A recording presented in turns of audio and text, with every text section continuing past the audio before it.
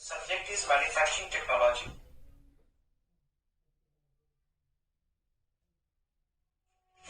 In manufacturing technology, we will discuss about the casting, introduction, history, and the procedure of the casting.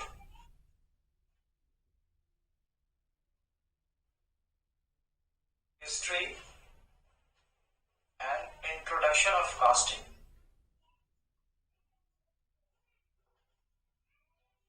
Introduction of casting.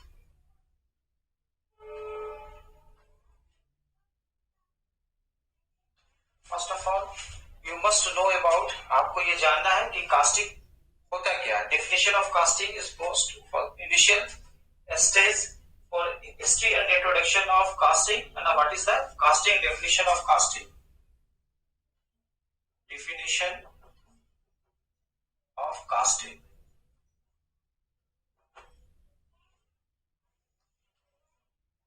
Casting का क्या परिभाषा है, क्या definition है, ठीक है. तो ये डेफिनेशन ऑफ कास्टिंग ये बोलता है ना. Casting is the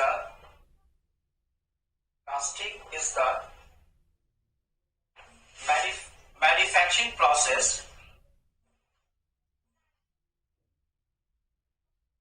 casting is the manufacturing process in which molten metal or pig iron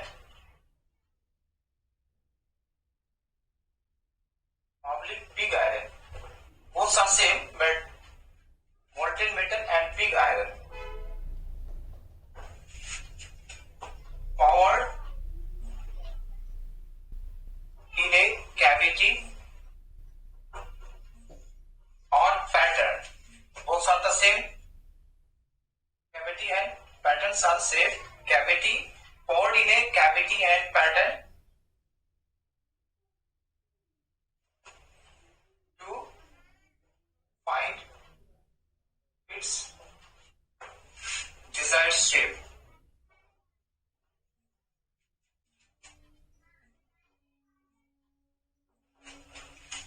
बिल्कुल सिंपल डेफिनेशन है ना.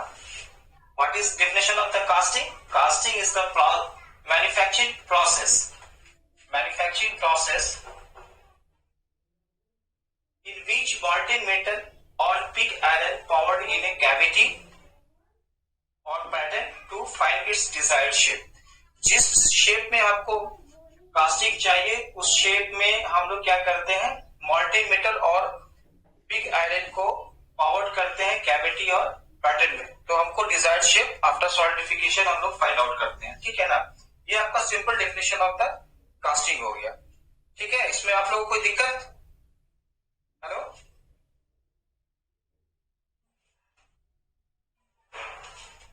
नाउ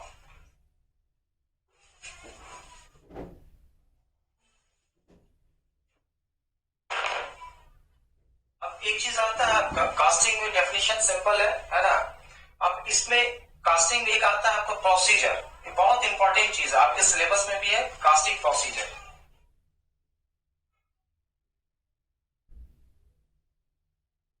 आप कास्टिंग को कैसे करोगे, क्या प्रोसीजर है कास्टिंग का, बिल्कुल टेक्निकली चीज है. इसको आपको mechanical as a mechanical engineer और ऑटोमोबाइल इंजीनियरिंग के स्टूडेंट है तो आपको ये प्रोसीजर जानना होगा. इन फ्यूचर में भी आपको ये काम आएगा. अगर आप मैन्युफैक्चरिंग प्लांट में जाते हो इसकी जानकारी आपको होना बहुत जरूरी है. तो कास्टिंग प्रोसीजर के लिए सबसे इंपॉर्टेंट चीज है, सबसे पहले आप जान लो कि कौन कौन सा टूल आपको कास्टिंग के लिए यूज होता है. टूल्स यूज्ड फॉर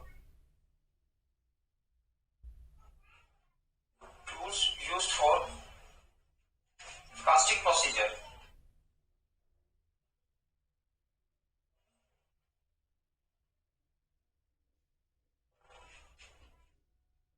हम लोग कौन कौन सा टूल्स को यूज करते हैं कास्टिंग प्रोसीजर के लिए, ठीक है. ये आपको जानना जरूरी है, ठीक है.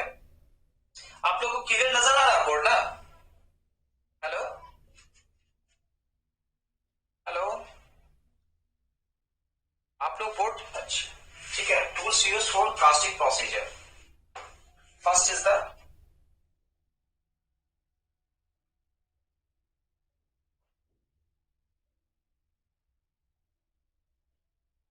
लोअर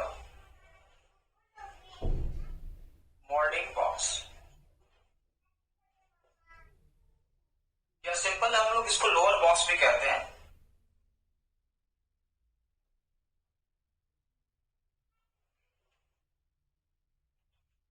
लोअर मोल्डिंग बॉक्स, इसको सिंपल क्या वर्ड में हम कहते हैं, लोअर बॉक्स। लोअर बॉक्स का मतलब जो नीचे बॉक्स हम लोग यूज करते हैं, है ना, this is the lower box. तो लोअर मोल्डिंग बॉक्स को हम लोग, इसका टेक्निकली जो नाम है उसको बोलते हैं ड्रैग।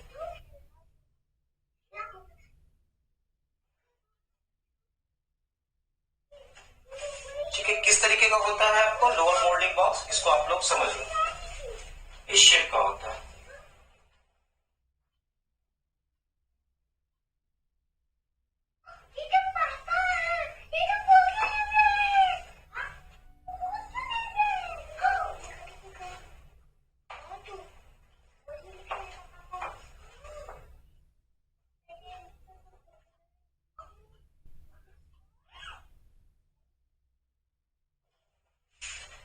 इसको हम लोग कहते हैं ड्रैग या lower moulding box.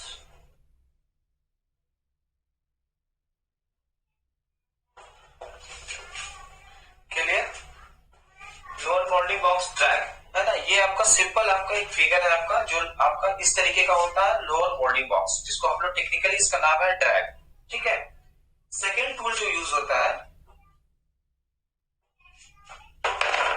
Second tool जो यूज होता है वो होता है आपको अपर moulding box.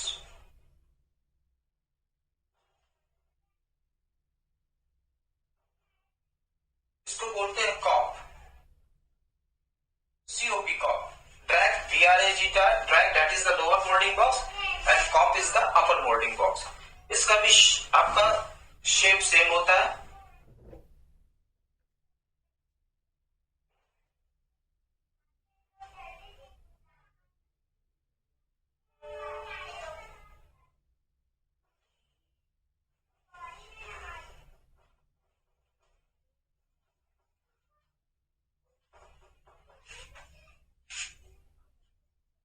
Upper moulding box, that is the cope, COP corp.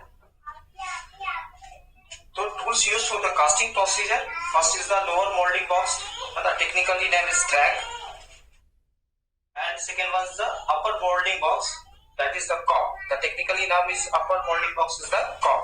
Okay, now next is the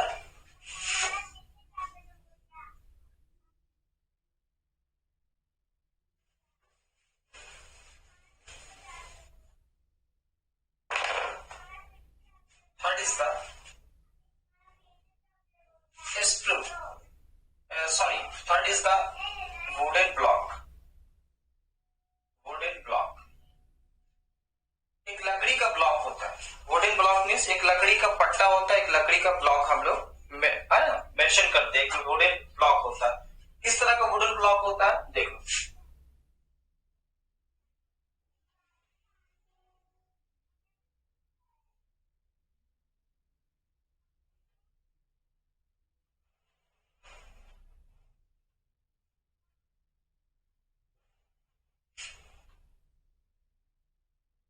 ये आपका वुडन ब्लॉक हो गया, this is the wooden block. इसका भी हम लोग कास्टिंग प्रोसीजर में यूज करते हैं। कहाँ यूज होगा ये भी हम आपको बताएंगे ड्यूरिंग द प्रोसेस में, जब आएंगे कास्टिंग प्रोसेस में तब आप लोग को बताएंगे कहाँ कहाँ इसका यूज करते हैं। ठीक है ना, first is the lower moulding box drag, second one is the upper moulding box cope, and third one is the wooden block. Next है 4 number is the very important sprue।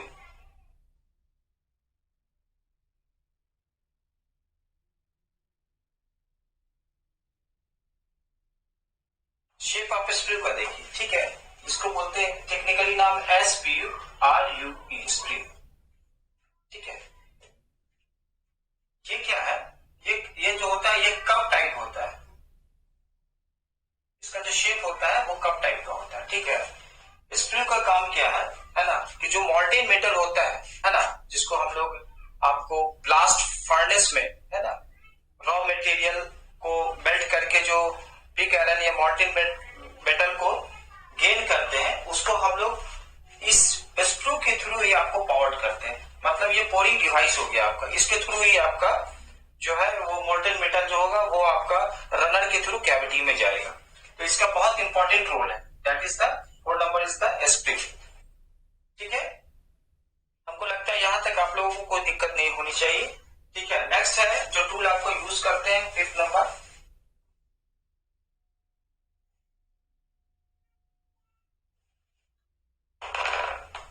Fifth number is ladder.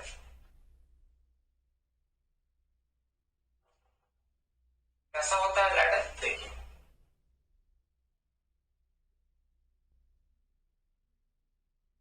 इसमें ही molten metal को हम लोग रखते हैं। Storage आपका है, molten metal को हम लोग स्टोरेज करते हैं लैडर में। स्टोरेज ऑफ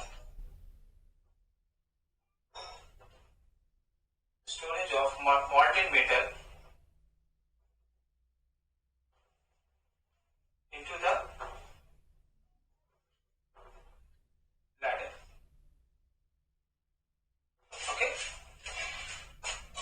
अब इसको थोड़ा सा हम इसको डिस्क्राइब करेंगे यहाँ पे, क्योंकि हम मैन्युफैक्चरिंग इंडस्ट्री में जब आते हैं तो कास्टिंग प्रोसीजर में आपका लैडर का बहुत इंपॉर्टेंट रोल होता है।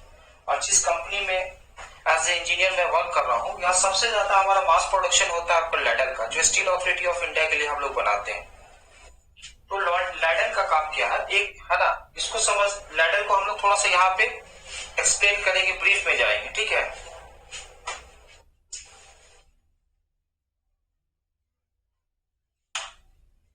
क्या होता है, सबसे पहले आपका एक होता है रॉ मटेरियल हैंडलिंग प्लांट। आप उसको समझिएगा बिल्कुल। आपको मैन्युफैक्चरिंग इंडस्ट्री में जो प्रोसीजर होता है, तो उस प्रोसीजर में हम जाते हैं कि लैडर एंड मॉल्टेन मेटल को कैसे स्टोरेज करते हैं। ठीक है, सबसे पहले आप देख लो इंडस्ट्रियल प्रोसेस ऑफ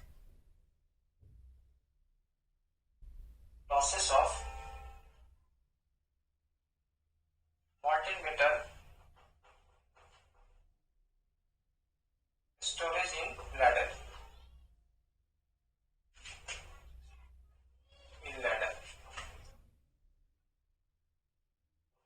क्या होता है, सबसे पहले क्या होता है, दो इक्विपमेंट होता है। एक होता है रॉ मटेरियल हैंडलिंग प्लांट। ठीक है, रॉ मटेरियल,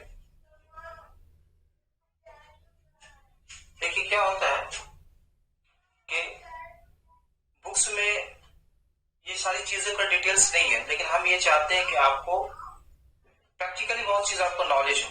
रीजन क्या है कि जब आप एग्जाम में बैठते हो, आप एग्जाम देते हो, तो बुक्स का लैंग्वेज कोई भी प्रिस्क्राइब करता है, लेकिन जो खुद का लैंग्वेज होता है वो कब डेवलप होगा, जब आपके पास टेक्निकली एक नॉलेज होगा। ठीक है ना, तो हम ये चाहते हैं कि आप उस चीज को समझे, जाने और खुद से उसका एक्सप्लेन करें, ताकि जब खुद से आप एक्सप्लेन करेंगे आपका नॉलेज भी ब्रीफ होगा, प्लस क्या होगा कि आपका जो लेकिन राइटिंग जो कैपेसिटी होगा वो आपका इंक्रीज करेगा।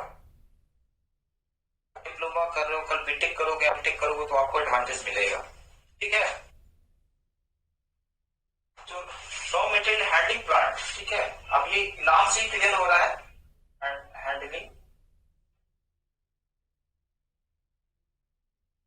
प्लांट, ये नाम से ही क्लियर हो रहा है कि जो रॉ मटेरियल आता है उसको हम लोग हैंडल करते हैं, स्टोरेज करते हैं। उसके लिए एक प्लांट होता है रॉ मटेरियल हैंडलिंग प्लांट। इसमें दो इक्विपमेंट बेसिकली यूज होता है।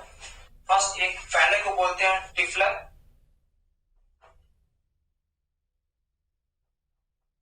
और दूसरा होता है स्ट्राइकर।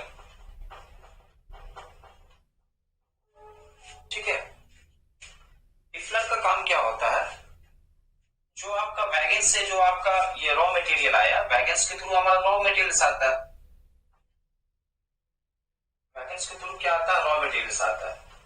रॉ मटेरियल्स में क्या हो जाता है, आयरन ओर्स हो गया। बेसिकली क्या होता है, आयरन ओर्स, अगर स्टील प्लांट है तो आयरन ओर्स और लाइम स्टोन, बेसिकली यही यूज होता है अच्छी क्वालिटी का। ठीक है, iron ores and lime stone, basically यही यूज होता है। वैगन के थ्रू रॉ मटेरियल्स आपका आया। इसके बाद आपका टिफलर क्या होता है ना, टिफलर के थ्रू आपका ये आपका टोटल रॉ मटेरियल जो होता है एक जगह पे स्टोरेज होता है, storage raw material at place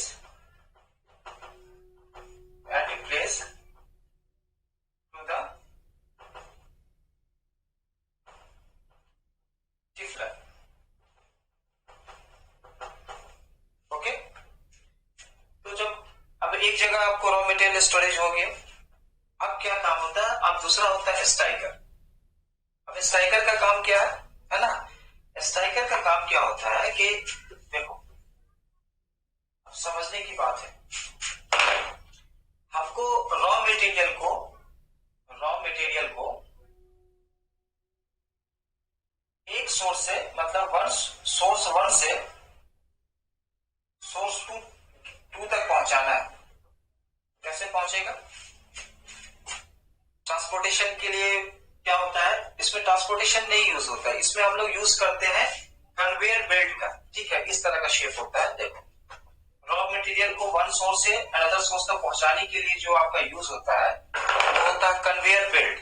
इस तरह का शेप होता है, देखो इस तरह का शेप होता है कन्वेयर का, और यहाँ पे आपका जो होता है ना, इस तरह का, यहाँ पे बेल्ट होता है, इस तरह का बेल्ट होता है, वी बेल्ट होता है, वी बेल्ट होता है, लेदर बेल्ट होता है, लेदर का होता है। ठीक है ना, अब इसमें रोलर लगा होता है। ठीक है, ये कन्वेयर होता है, एक चेन टाइप का होता है, 1 पार्ट 2 पार्ट 3 पार्ट, मतलब नंबर ऑफ पार्ट्स आपका इसका कन्वेयर का ऐड होके वो वन सोर्स से अनदर सोर्स तक आपका उसका एक चेन बन जाता है, जो कि आपका जो रॉ मटेरियल है इसको सोर्सिंग करने के लिए 1 पॉइंट टू अनदर पॉइंट, यानी पॉइंट 1 से पॉइंट 2 जो जाएगा रॉ मटेरियल किसके थ्रू जाएगा, हमारा वी बेल्ट आपका कन्वेयर के थ्रू जाएगा। इसको कन्वेयर बोला जाता है, कन्वेयर। ठीक है, तो हमारा टिफलर का काम क्या है, उसको टिफलिंग करना, उसको स्ट्राइक करके आपका जो रॉ मटेरियल है उसको आपका वी बेल्ट में पहुंचाना, ये टिफलर का काम। और ये running any time running condition में रहेगा, एनी टाइम रनिंग कंडीशन में, ये स्टॉप नहीं रहेगा। ऐसा नहीं कि आपका लोड हुआ तब जाएगा, ऐसा नहीं, वो रनिंग कंडीशन में ही रहेगा आपका तुम्हारा ये आपका कन्वेयर। इसमें टिफलर क्या करेगा, रॉ मटेरियल को पुश करेगा, स्ट्राइक करेगा, रॉ मटेरियल इस पे गिरेगा, और ये वन सोर्स से दूसरे सोर्स पे गया। ठीक है, पहला सोर्स क्या है तुम्हारा, रॉ मटेरियल हैंडलिंग प्लांट। पहला सोर्स क्या है तुम्हारा, raw material handling plant, raw material handling plant. ये तुम्हारा क्या हो गया, पहला सोर्स हो गया, ये आपका सोर्स 1 हो गया। ठीक है, अब हमको सोर्स 1 से आपका रॉ मटेरियल कहां पहुंचाना है, मेल्ट करने के लिए। जो आपका लाइमस्टोन आपका और आयरन ओर्स होता है वही बेसिकली स्टील में यूज होता है, उसको मेल्ट करते हैं हम लोग। ठीक है ना, तो सोर्स 1 से आपका सोर्स 2 कहां जाएगा, ये जाएगा आपको ब्लास्ट फर्नेस, नाम सुना होगा।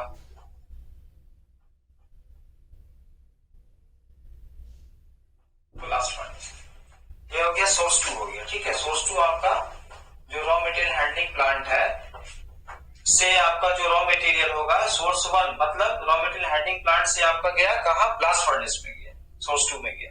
अब क्या होता है ब्लास्ट फर्नेस में, क्या होता है देखो, इसको आप लोग जानो। ब्लास्ट फर्नेस आपका कास्टिंग में यूज होना ही होना है। ठीक है, हमारे यहाँ में बहुत बड़ा ब्लास्ट फर्नेस है। ब्लास्ट फर्नेस ऐसा होता है, देखो इस शेप का होता है।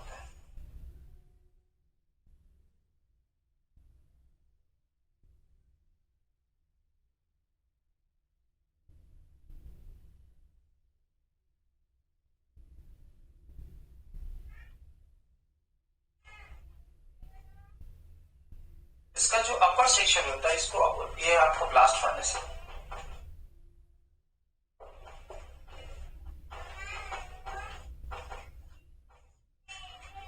तो अपर सेक्शन में क्या होता है कि इसमें क्या होता है, रॉ मटेरियल डायरेक्ट आपका इसमें सेक्शन 2, इसमें पार्ट होता है, पार्ट 1 हो गया और पार्ट 2 हो गया। ठीक है, पार्ट 2 में क्या होता है कि जो रॉ मटेरियल आता है हमको पार्ट 1 से होकर पार्ट 2 तक पहुंचाना है रॉ मटेरियल्स को। ये आपका रॉ मटेरियल है, ठीक है। अब पार्ट 1 से पार्ट 2 होके आपको रॉ मटेरियल को पहुंचाना है। और नीचे क्या होता है, ये जो पोर्शन है आपका, ये होता है थर्ड नंबर जो होता है ब्लास्ट फर्नेस के अंदर में जो 3 सेक्शन होता है, सबसे लोअर का सेक्शन होता है, इसमें होता है कोल, ठीक है। तो कोल को हम लोग चार्ज करते हैं, ठीक है। अब इसको पहले ये जान लो कैसे आता है हमको प्रोसीजर। आपको ब्लास्ट फर्नेस में कन्वेयर के थ्रू आया, और कन्वेयर के थ्रू आपका जो आप सेक्शन 1 में जो रॉ मटेरियल आएगा, इसमें 2 इक्विपमेंट होता है। फर्स्ट इक्विपमेंट का नाम है आपका बिग बेल एंड हॉपर, और इसमें एक और आपका ए पार्ट हो गया, और इसमें बी पार्ट लगा होता है स्मॉल बेल एंड हॉपर, ठीक है। इसमें आपका क्या हो गया, इसमें दो आपका 2 पार्ट आपका यूज हो गया, big bell and hopper and small bell and hopper हो गया, ठीक है। तो रॉ मटेरियल सबसे पहले कहां आता है, आपका बिग बेल हॉपर में आता है। बेल हॉपर कैसा होता है, थोड़ा सा इसका डायग्राम से समझ लो। आपको ऐसा समझा दे रहे कि खुद आप एक्सप्लेन कर लोगे, समझे। और ये एक्सप्लेनेशन आपको पूरा इंट्रोडक्शन ऑफ द कास्टिंग में आ जाएगा, ठीक है ना। बिग बेल हॉपर कैसा होता है, देखो ये बेल होता है इस तरीके,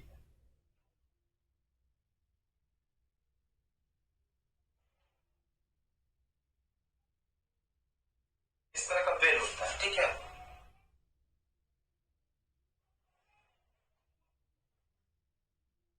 ये आपका बेल हो गया। और हॉपर कैसा होता है, ये हॉपर होता है, इस तरह का हॉपर,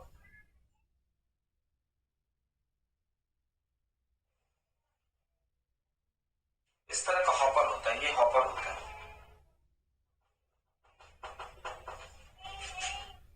ये बेल जो होता है, ये जो सरफेस होता है इसका, ये ग्राइंडिंग सरफेस होता है, और इसके इनसाइड वॉल भी आपका ग्राइंडिंग होता है। मतलब ये जो बेल होता है, ये हॉपर में बिल्कुल आपका 0-0 क्लियरेंस पे बैठा होता है, ठीक है। इसमें कोई गैप नहीं होता है। तो जैसे ही रॉ मटेरियल आता है ना, ये क्या होता है कि हाइड्रोलिक प्रेशर के थ्रू आपका जो बेल होता है वो आपका ओपन होता है। जब ये खुला तो रॉ मटेरियल आपका बिग हॉपर में आ गया। अब क्या होता है कि इसको बिग हॉपर से फिर आपको है ना, इसमें आपका सक्शन होता है, आपका एक जगह बना होता है जो कि आपको उसमें स्मॉल बेल हॉपर में आपका ये रॉ मटेरियल आपका ट्रांसमिट होके आता है, ठीक है। सेम प्रोसीजर आपका, वो भी आपका जो बेल होगा हाइड्रोलिक का आपका पुशर से आपका ओपन होगा, और उसमें स्टोरेज में आएगा आपको स्मॉल बेल एंड हॉपर के में आएगा, मतलब हॉपर स्मॉल हॉपर में आएगा। आपका स्मॉल हॉपर में आने के बाद आपका क्या होता है, ये आपका जाता है आपका सेकेंड सेक्शन में, जहाँ के रॉ मटेरियल को हम लोग स्टोर कर देते हैं, मतलब वहां पे हमको हीटिंग प्रोसीजर होता है, ठीक है ना। अब ये देखना है कि सेकेंड नंबर में आपका रॉ मटेरियल आ गया through the large bell and small bell, ठीक है ना। इसमें क्या करते हैं, कोल, कोल क्या होता है, कोल का क्या डेफिनेशन है, coal in the absence of air, in the absence of air, absence of air, burn the coal, it transfer into the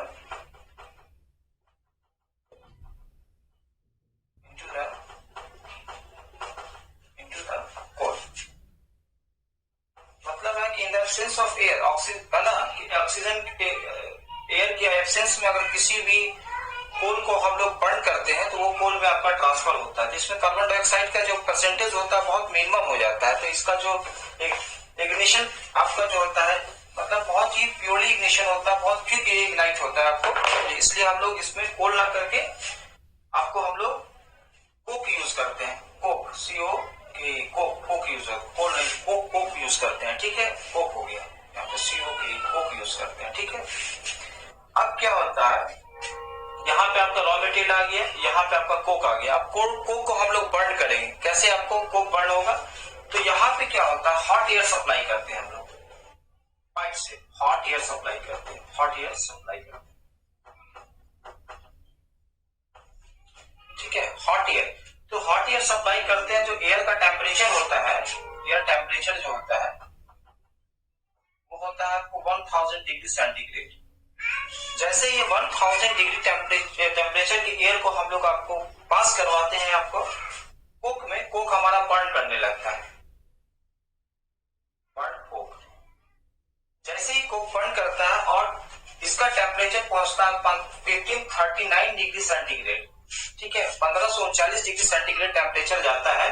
हमारा जो आपका रॉ मटेरियल है आयरन ओर्स एंड लाइमस्टोन वो मेल्ट होना शुरू हो जाता है।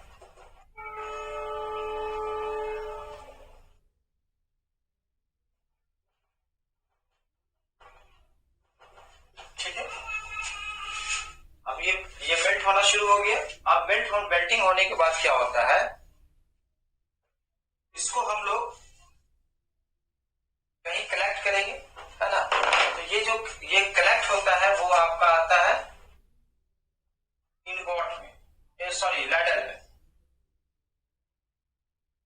लैडल जो अभी हम इंट्रोड्यूस कर रहे थे, आपका जो कास्टिंग प्रोसीजर में जो टूल यूज हो रहा था लैडल, वही लैडल क्या है कि जो आपका मोल्टेन मेटल है जिसको हम लोग पिग आयरन भी कहते हैं, वो आपका लैडल में स्टोरेज हो गया, ठीक है ना।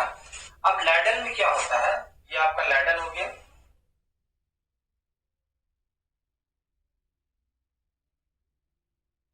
इसमें क्या होता है कि जो मोल्टेन मेटल आ गया, ठीक है, इसमें आया, तो इसमें आपका इंटरनल लाइनिंग होता है, इंटरनल लाइनिंग होता है जो एटमॉस्फेरिक टेम्परेचर को ब्रेक करता है। मतलब एटमॉस्फेरिक एयर के कांटेक्ट में इसको हम लोग, मतलब जो मोल्टेन मेटल होता है उसके कांटेक्ट को हम लोग ब्रेक करते हैं ताकि आपका सॉलिडिफिकेशन फॉर्म में ये क्विकली नहीं आए, ठीक है। तब इसमें आपका लाइनिंग होता है, आपका लाइनर लगा होता है जो कि आपको एटमॉस्फेरिक जो एयर है इसके कांटेक्ट को ब्रेक करता है ये, ठीक है। अब ये लैडर में स्टोर हो गया। लैडर के बाद क्या होता है, इसको अब हम लोग, ये क्या हो गया, ये ब्लास्ट फर्नेस का जो होता है, इसको प्रोसीजर को पढ़ते हैं। ये आपका इंटरव्यू में पूछेगा, कहीं भी आप इंटरव्यू में जाओगे ना तो पूछेगा कि जो ब्लास्ट फर्नेस में जो आपका प्रोसीजर होता है वो कौन सा प्रोसीजर होता है, उसको क्या कहते हैं। सिंपल एक लाइन में बोल रहा है रिडक्शन प्रोसेस, इसको कहते हैं रिडक्शन प्रोसेस। रिडक्शन प्रोसेस क्या बोलते हैं, रिडक्शन प्रोसेस।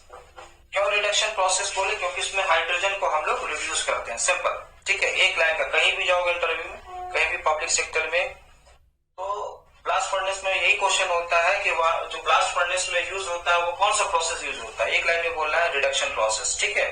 जो मोल्टेन मेटल को हम लोग लैडल में फॉरवर्ड कर लिए। अब क्या हो गया, ये जो मोल्टेन मेटल है, अब इसमें बहुत सारा इम्प्यूरिटीज होगा नहीं, होना तो स्वाभाविक है, क्योंकि आपका जो लाइमस्टोन आया, सब आया, ठीक है। इसमें क्या होता है, ये आपका रॉ मटेरियल, आप जो मोल्टेन मेटल है, सिंपल सा, थोड़ा सा आपको उसको समझ लो, फिर हम लोग आते हैं कास्टिंग का प्रोसीजर में भी आ जाएंगे। मोल्टेन मेटल, मोल्टेन मेटल, ठीक है। अब मोल्टेन मेटल को आपको लैडल में कलेक्ट कर ली। अब लैडल के थ्रू इसको हम लोग लेके आते हैं इनगोट में। इनगोट कैसा होता है, इस तरह का होता है इनगोट में,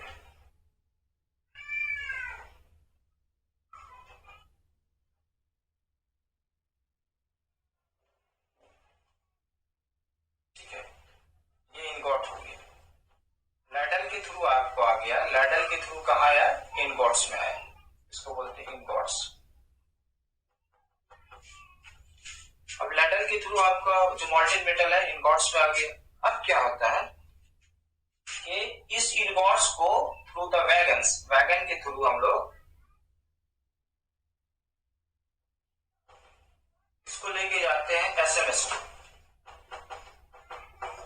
एसएमएस का फुल फॉर्म है स्टील मेल्टिंग शॉप,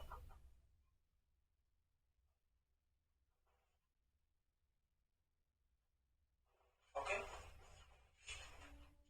यहाँ जो प्रोसीजर होता है, ये होता है ऑक्सीडेशन प्रोसेस। यहाँ ब्लास्ट फर्नेस में क्या हो गया, रिडक्शन प्रोसेस, और यहाँ जो आपका प्रोसीजर हो रहा है स्टील मेल्टिंग शॉप में, वो हो रहा है आपका oxidation process. Oxidation process, oxidation process, ठीक है।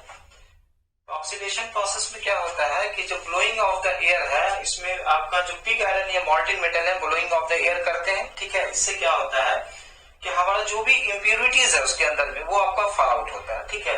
इम्प्योरिटीज में क्या होता है, तो आपका सिलिका वगैरह होता है और भी उसका केमिकल कंपोजिशन, बहुत सारी इम्प्योरिटीज होता है, वो आपको है ना फार अवे होता है। This is the oxidation process in steel melting shop. उतना डीप नहीं जाता है, ठीक है, सिलेबस आपका कम है इसलिए ज्यादा बहुत अंदर है। इसमें जाएंगे तो हमको लगता है 10 क्लासेस इसी में लगेगा, ठीक है, लेकिन आपको लैडर तक पहुंचाने के लिए आपको इतना प्रोसीजर बतलाना पड़ा, ठीक है। अब देखिए क्या है, लैडर आ गई बात समझ में, इनबोर्ड भी बात समझ में आ गई। तो इनबोर्ड और लैडर में पूछता है कभी कदा, इंटरव्यू में जाइएगा ना, तो जब मैन्युफैक्चरिंग का क्वेश्चन होगा तो पूछेगा कि बताइए कि भाई लैडर और इनबोर्ड्स में क्या डिफरेंस है। क्या जवाब देना है कि लैडर में सर हम लोग मॉल्टेन मेटल को स्टोरेज करते हैं और ट्रांसपोर्टेशन के लिए हम लोग इनबोर्ड्स का यूज करते हैं। ब्लास्ट फर्नेस से जो स्टील मेल्टिंग शॉप में ट्रांसफर होता है मॉल्टेन मेटल, तो हम लोग इनबोर्ड्स का बेसिकली यूज करते हैं, सिंपल सा ना। कास्टिंग प्रोसीजर में आपका टूल्स क्या क्या था, एक बार और इसको हम लोग रिपीट कर लेते हैं। पहला था आपका लोअर मोल्डिंग बॉक्स, जिसको हम लोग ड्रैग कहते हैं।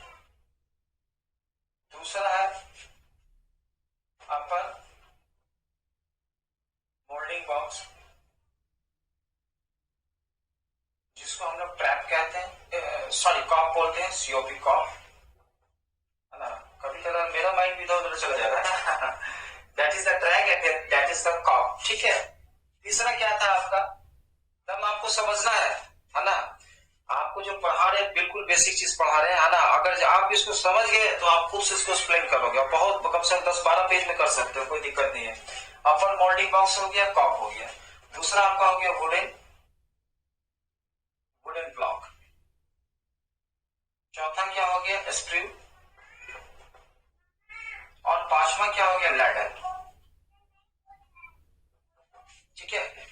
नेक्स्ट क्या आता है, 6 नंबर जो आता है वो आपका आता है राइजर। राइजर से भी बहुत क्वेश्चन रहता है, ठीक है। राइजर कैसा होता है, सेम टू सेम आपका स्क्रू के टाइप का होता है। कैसा होता है राइजर, देख लो आप, ये आपका राइजर होता है, ऐसे ऐसे ऐसे ऐसे और ऐसे, ठीक है, ये राइजर। स्क्रू का काम क्या है, मोल्टन मेटल को कोरिंग करना, और राइजर का काम क्या है, जो मोल्टन मेटल है उसको ओवरफ्लो करना, मतलब ओवरफ्लो ऑफ मोल्टन मेटल, ठीक है। ये काम है आपका राइजर का। राइजर का फंक्शन क्या हो हम बताएंगे आपको, ठीक है ना। पहला तो क्या है, ओवरफ्लो ऑफ मोल्टेड मेटल, मतलब ये आउटलेट हो गया, सिंपल सा, ये क्या हो गया, आउटलेट हो गया।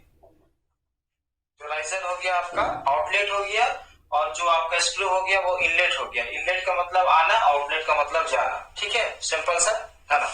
अब ये आपका राइजर भी हो गया। राइजर के बाद आता है क्या आएगा जी, प्रोसीजर में आते हैं। सब तो टूल्स तो सारा हो गया, यही टूल्स यूज होता है बेसिकली, यही टूल्स यूज होता है। अब प्रोसीजर ऑफ कास्टिंग देख लो।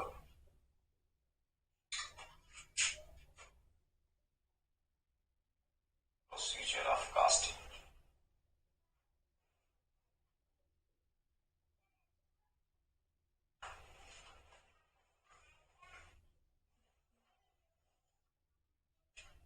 इस प्रोसीजर ऑफ कास्टिंग क्या, कास्टिंग का क्या प्रोसीजर है आपको, है ना, उसको आप बिल्कुल प्रैक्टिकली समझना, ठीक है। इसमें ज्यादा हम डिस्क्रिप्शन आप में नहीं जाएंगे, ठीक है ना।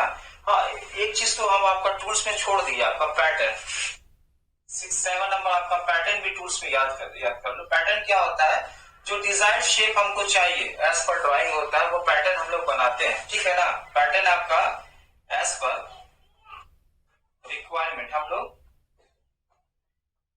जॉब के अकॉर्डिंग जो रिक्वायरमेंट होता है उसके अकॉर्डिंग हम लोग पैटर्न बनाते हैं। बेसिकली ये मेटालिक होता है, या वुडन का भी होता है, मेटालिक या वुडन भी होता है, ठीक है, ठीक है। पैटर्न आपका, पैटर्न भी टूल में यूज होता है, ठीक है। तो प्रोसीजर ऑफ कास्टिंग क्या है, सबसे पहले क्या करते हैं, आपका वुडन ब्लॉक को रखें,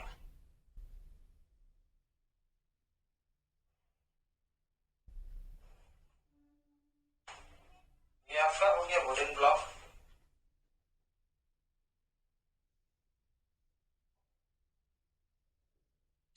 ये आपका हो गया वुडन ब्लॉक।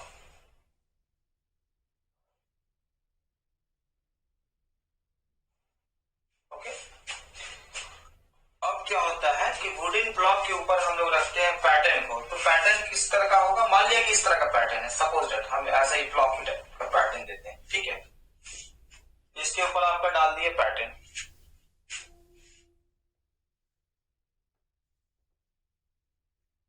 ठीक है, और इसके ऊपर डालते हैं आपका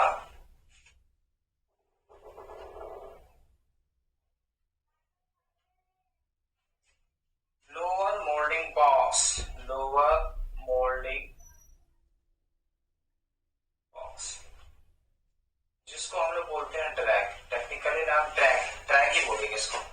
पहला क्या हो गया वुडन ब्लॉक, तो उसके है ना वुडन के ऊपर रखे आपका पैटर्न और उसके ऊपर डाले आपका ड्रैग, ठीक है।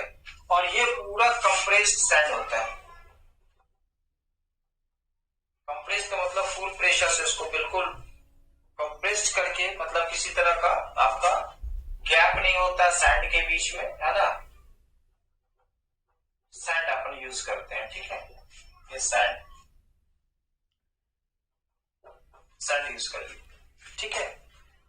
अब क्या करते हैं, इसको हम लोग उलट देते हैं। क्या होता है, इसको हम लोग उलट देते हैं। ये बनाने के बाद हम इसको उलट दिए, है ना। तो उलटने के बाद कैसा शेप होगा देख लो आप।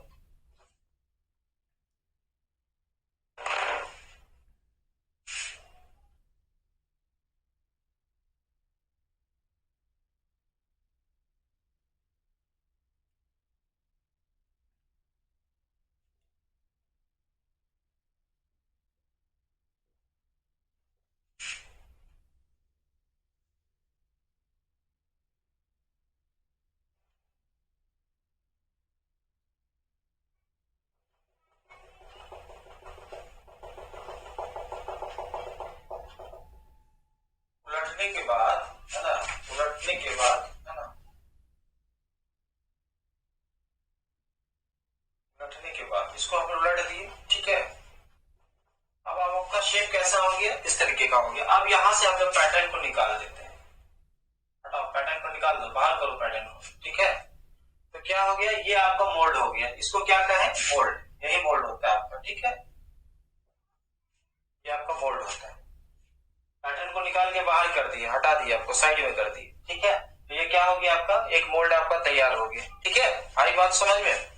अब ये मोल्ड आपका तैयार हो गया, ठीक है।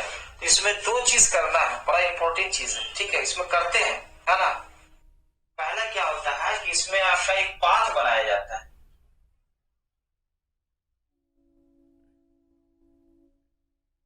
ठीक है। मतलब सैंड को आपका जो पैटर्न है उसमें एक क्लियरेंस देते हैं, ठीक है, एक गैप देते हैं, एक पाथ बनाते हैं, जिसको हम लोग रनर कहते हैं।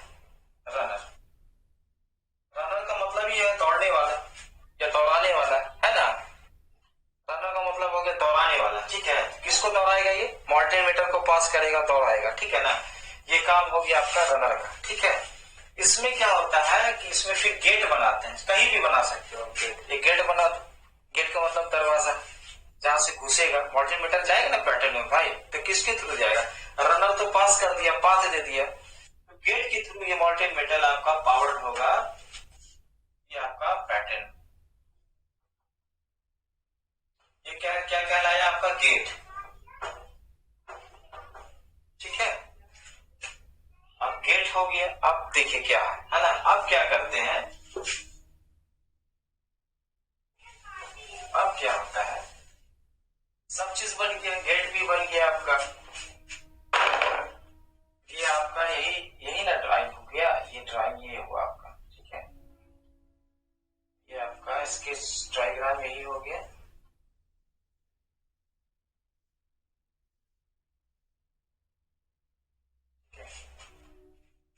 पैटर्न हो गया, ये मोल्ड हो गया, ठीक है। ये आपका वुडन। अब क्या करते हैं, इसके ऊपर डालते हैं कॉर्क को,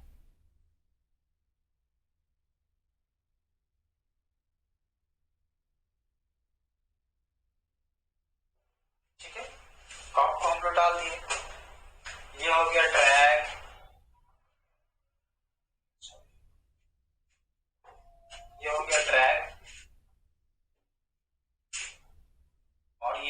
आपका कॉप।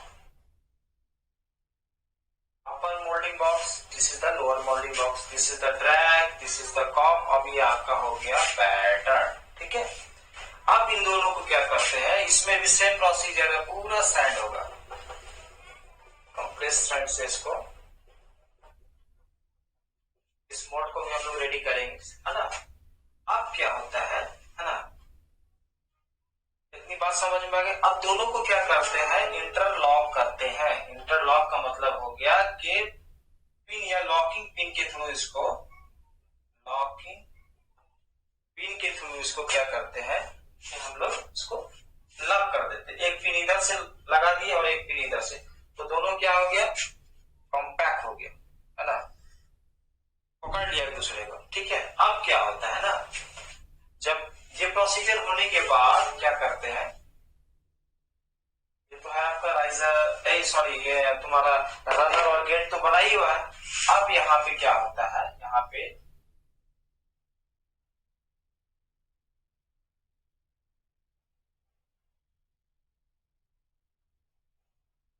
ये आपका हो गया स्क्रू, स्क्रू डालते हैं। ये भी क्या होता है, या तो मेटालिक होता है या फिर आपका वुडन होता है। चाहे तो आप इसको डाल के छोड़ दीजिए या चाहे तो आप इसको निकाल लीजिए, तो शेप में आपका जो है वो कंस्ट्रक्शन आपका बन जाएगा, ठीक है। और दूसरे स्केल में इनलेट पोर्शन में, ये आपका इनलेट पोर्शन हो गया, और आउटलेट पोर्शन में आपको राइजर को लगाते हैं। तो राइजर जो होता है पैटर्न के साथ कनेक्टेड होता है, ठीक है। ये आउटलेट हो गया, आउटलेट, ठीक है। ये जो आपका राइजर है, ये जो राइजर है आपका, ये पैटर्न के साथ कनेक्ट रहेगा, ठीक है।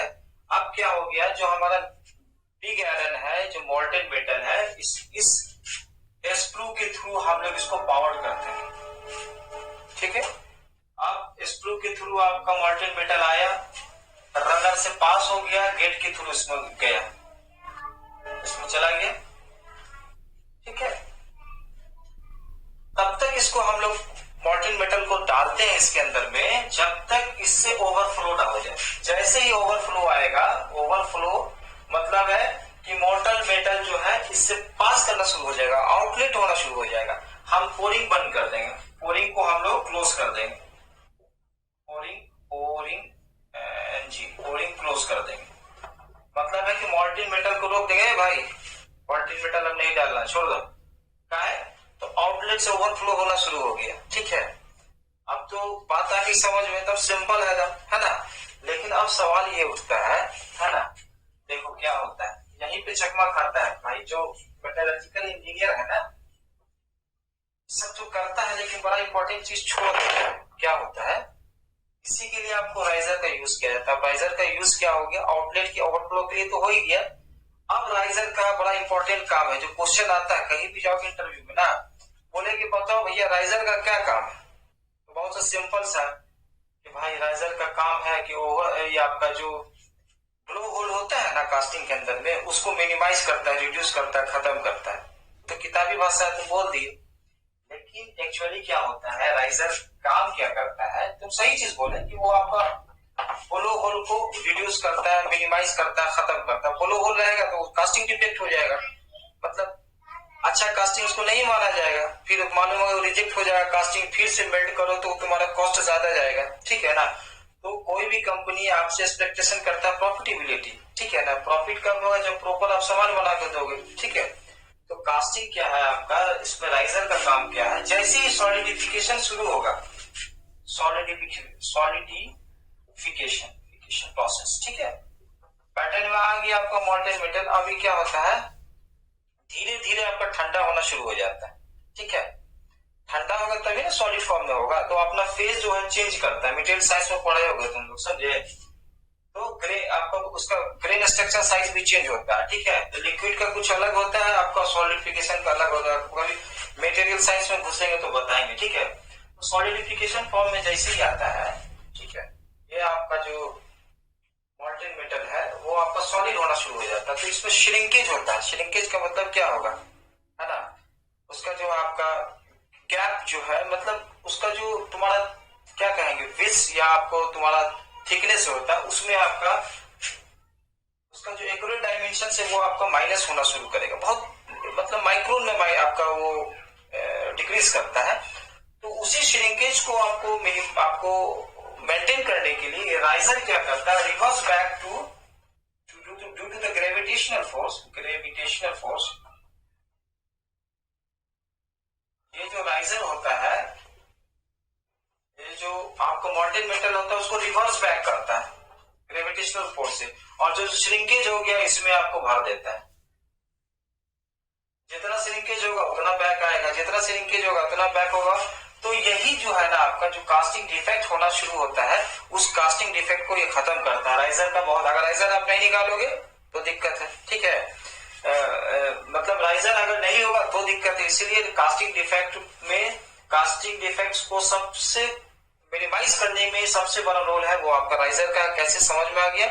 श्रिंकेज होता है तो रिवर्स आपका जो मॉल्टेन मेटल है रिवर्स प्रेशर में आके आपका श्रिंकेज के गैप को फुलफिल करता है due to the gravitational pressure, और ये आपका राइजर का काम है, ठीक है। अब क्या होता है, इस ठंडा हो गया, सॉलिड फॉर्म में आ गया, अब इस मोल्ड को तोड़ दो, तहस नहस कर दो भाई। निकालने के लिए तो बर्बाद करना ही पड़ेगा ना। तो इसको हम लोग क्या करते हैं, इस जो मोल्ड है आपका, मान लिया कि आपको मोल्ड को तोड़ के आपका ये आपका शेप का बना, ये कास्टिंग हो गया, ये कास्टिंग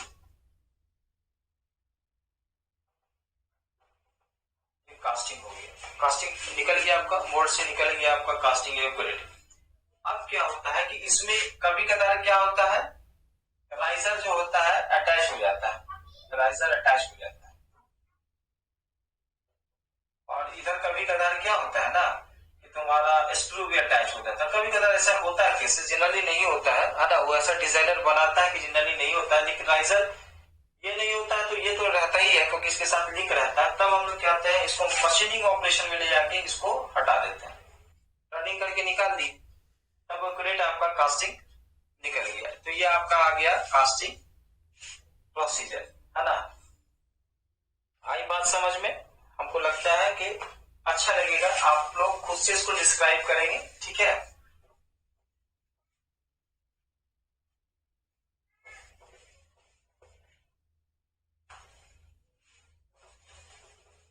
अब आता है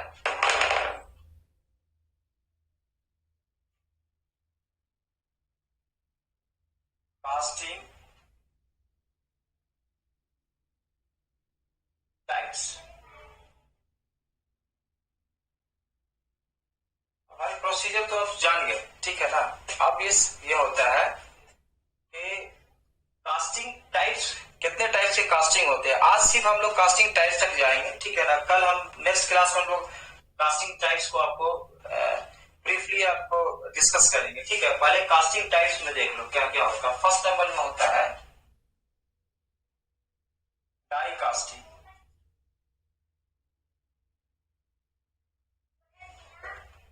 दूसरा होता है centrifugal casting,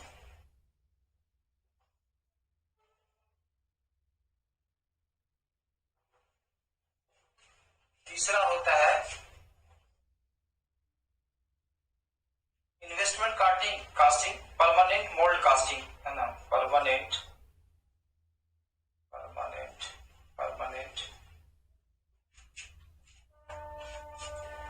mould casting.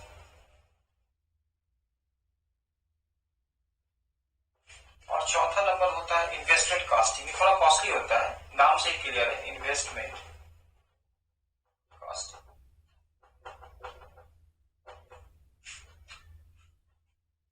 Casting types ये आपका सिलेबस में है और ये आता है क्वेश्चन, है ना। What are the casting procedure and what are the types of casting, ठीक है। उसके बाद हम लोग पैटर्न्स के टाइप में भी जाएंगे, ठीक है। अब ये 4 कास्टिंग है, उसको हम लोग नेक्स्ट क्लास में ब्रीफ करेंगे। तो अभी कितने स्टूडेंट हैं आप लोग, थोड़ा